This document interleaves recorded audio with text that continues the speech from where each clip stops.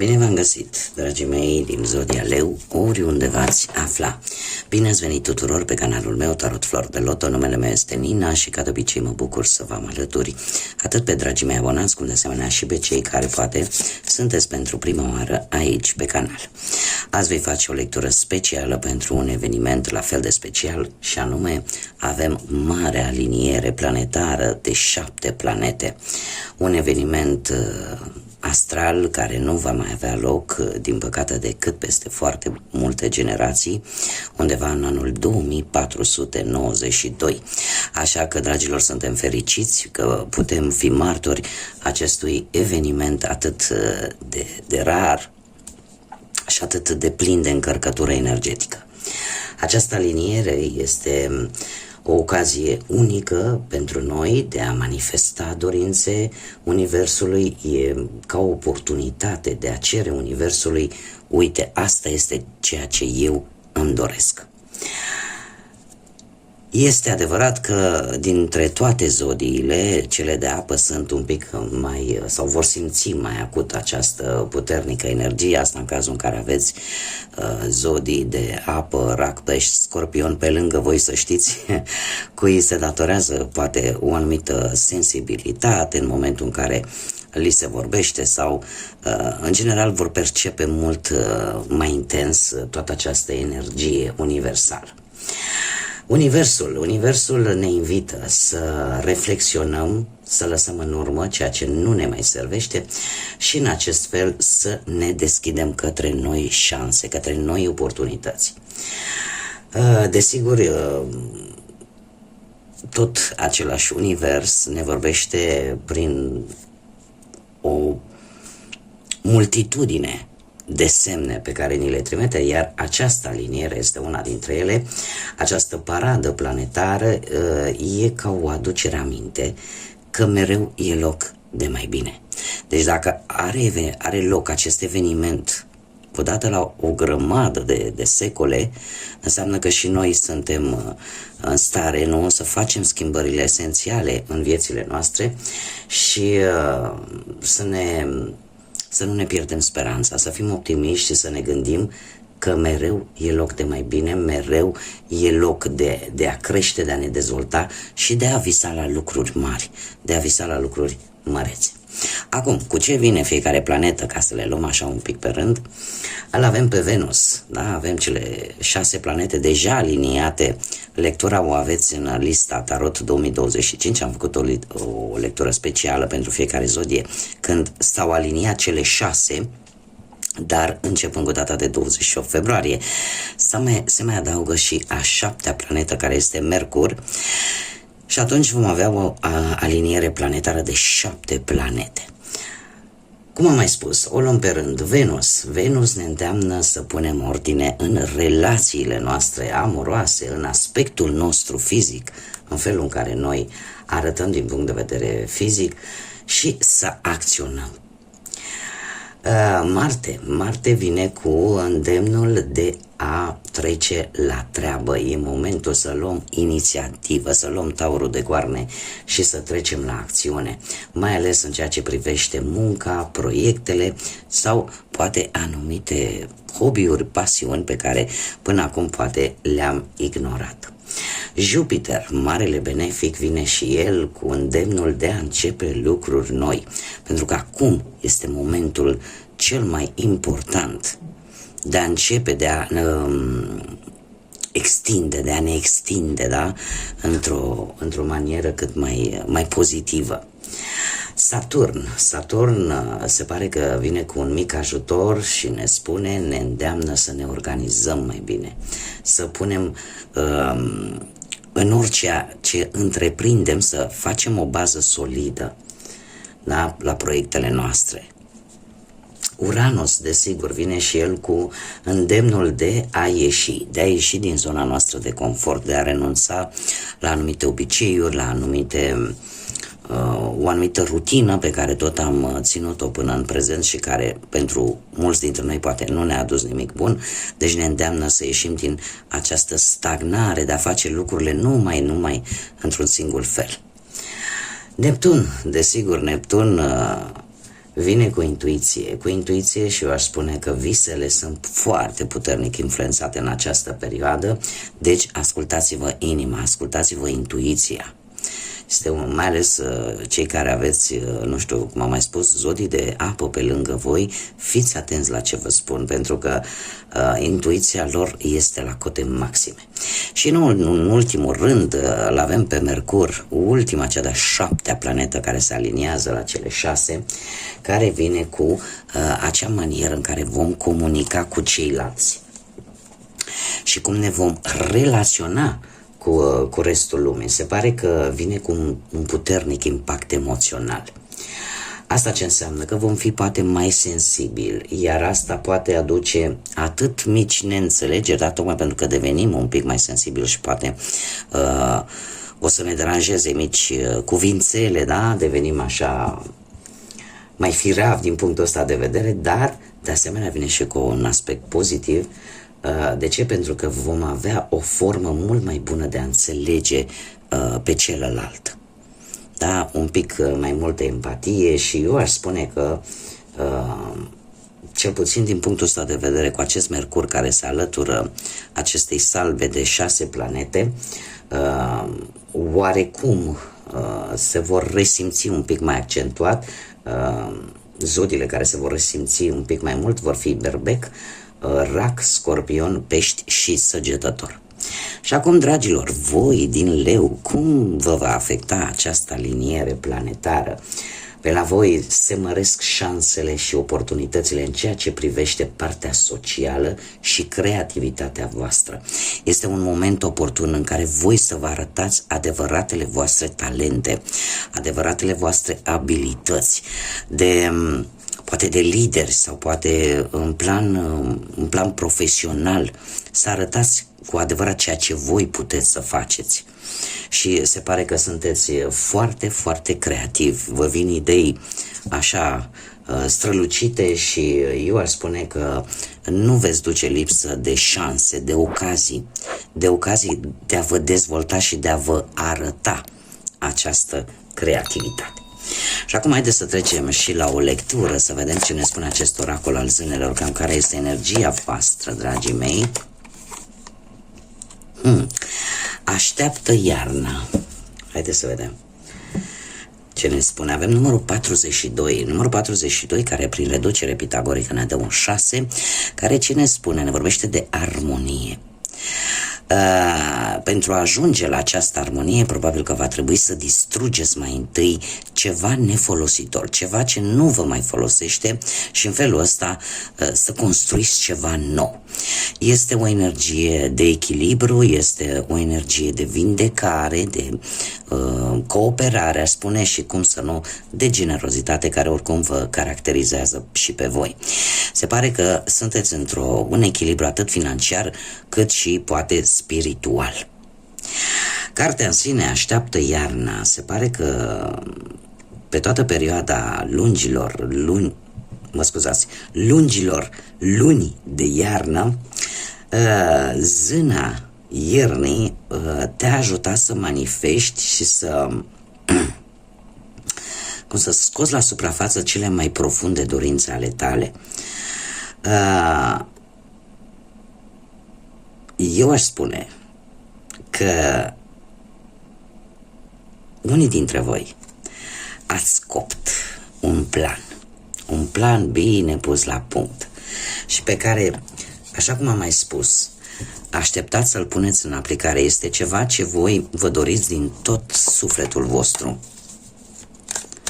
Și nu este, paradoxal, nu este neapărat un plan, aș zice, egoist, în care să fie vorba doar despre voi. Se pare că este un plan de care vor beneficia și alte persoane. Haideți să vedem ce ne spune tarotul și începem cu viața profesională. Ce vine pentru dragii mei din Leu în această minunată și fantastică aliniere planetară?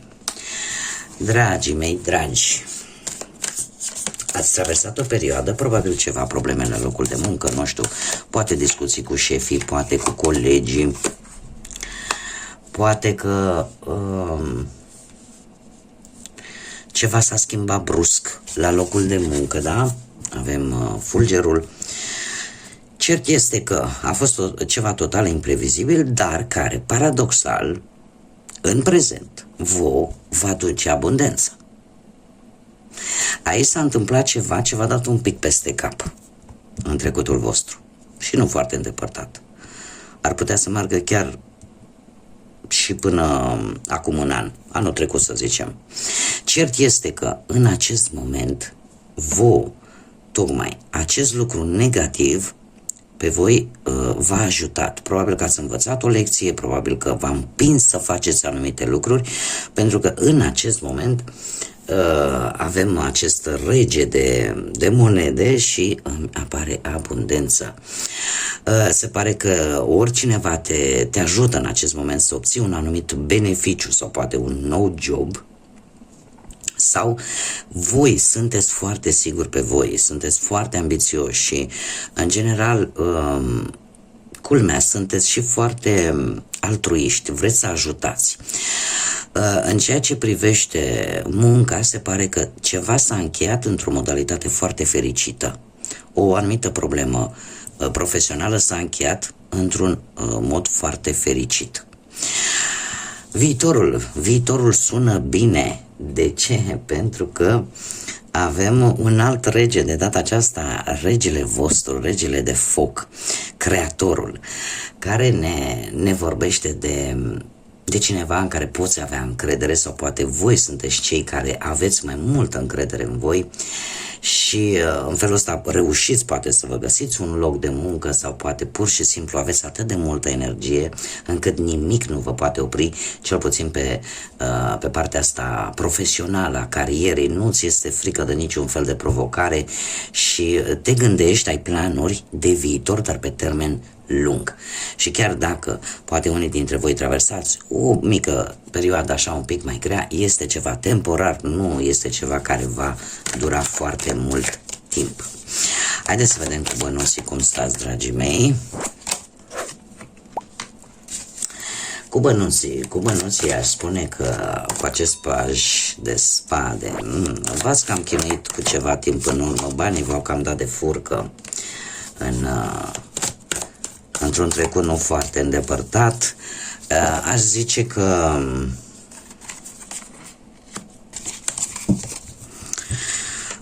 că sunteți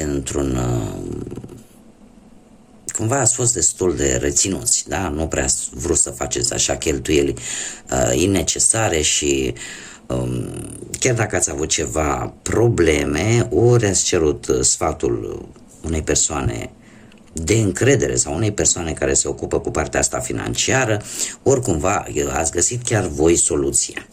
În prezent avem nebunul. Nebunul care îmi spune că în acest moment, în prezentul actual, apare așa o ușoară creștere de bănuți. Nu este mare, dar parcă ceva v-ați asumat un risc, dar să zic așa, un risc controlat, da, care v-a adus ceva bănuți în plus. Viitorul apropiat vine cu acest control, vine cu un rege de spade care îmi spune că înțelegeți pe deplin situația financiară în care sunteți voi și chiar dacă e posibil să apară mici probleme, cumva știți la cine să apelați. Știți la cine să apelați și cred că o să fiți un pic mai strânși, un pic la pungă, nu o să faceți cheltuiele așa din impuls. Da? Sunteți într-un plan de redresare financiară, aș mai zice. Da? Sunteți foarte hotărâți să vă controlați bine emoțiile și să nu cheltuiți aiurea și este foarte interesant faptul că e posibil aici să vă ajute cineva dintr-o zodie de aer, Gemeni, Balanță sau Vărsător, pentru unii, să rezolvați o anumită problemă financiară. Mergem mai departe. Haideți să vedem în dragoste, pentru cei care sunteți deja într-o relație. Cei care sunteți într-o relație, se pare că ați avut ceva probleme în trecut. Haideți să vedem despre ce a fost vorba, o infidelitate, vreo trădare, secrete, sau poate o ruptură, sau poate pur și simplu ai descoperit ceva total neașteptat care e legat de relația voastră, iar asta te-a făcut să-ți dai seama de un lucru important. Ceea ce pe voi v-a făcut să renașteți, practic, să vă transformați și să vă dați seama că de multe ori parcă a ieșit copilul din voi, parcă a ieșit acea parte sensibilă pe care nu o arătați lumii. Pentru că prezentul vine cu creativitatea, vine cu împărăteasa. Și dacă Zodia Taur vă spune ceva, cert este că în prezent, pentru cei care sunteți într-o relație, aici am două variante. Parcă atrageți mai mult, parcă sunteți mai magnetici ca în mod normal și eu aș spune, unii dintre voi e posibil chiar să fie apărut ori vreo sarcină, ori vreun copil, da? La mai puțin este adevărat, dar nu e imposibil. Eu fac datoria să vă spun. Iar viitorul apropiat vine cu acest 6 de monede, un 6 de monede care îmi vorbește de compasiune și de o armonie. Ceva aici se întâmplă. Aici ceva v-a făcut foarte sensibil sau a făcut ca sensibilitatea, emoția, sentimentele să iasă cumva din interiorul vostru, acolo unde voi le țineați tare bine, pitite. Iar în prezent, așa cum am văzut, apare această energie de atracție, de magnetism, care vă face și mai strălucitor, și mai interesanți, care atrage privirile.